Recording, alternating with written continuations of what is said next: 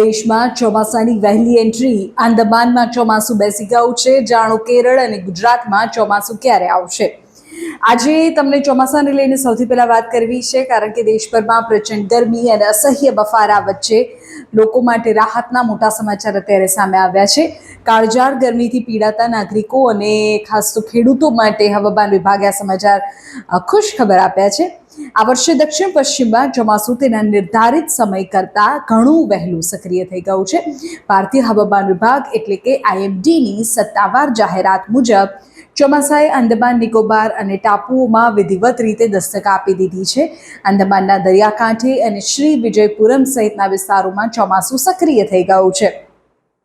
હવામાન વિભાગના જણાવ્યા અનુસાર ચોમાસું ખૂબ જ અનુકૂળ પરિસ્થિતિઓ વચ્ચે ઝડપી ગતિ આગળ વધી રહ્યું છે.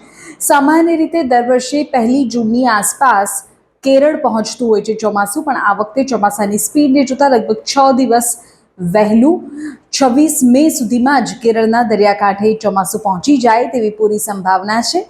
ગુજરાતની વાત કરીએ તો કેરળમાં ચોમાસાના આગમનના થોડા દિવસોમાં ગુજરાતમાં મેઘરાજાની એન્ટ્રી થતી હોય છે.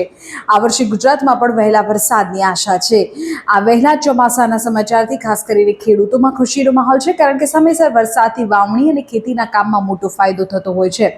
હવામાન વિભાગ હાલ ચોમાસાની ગતિવિધિ પર સતત નજર રાખી રહ્યું છે.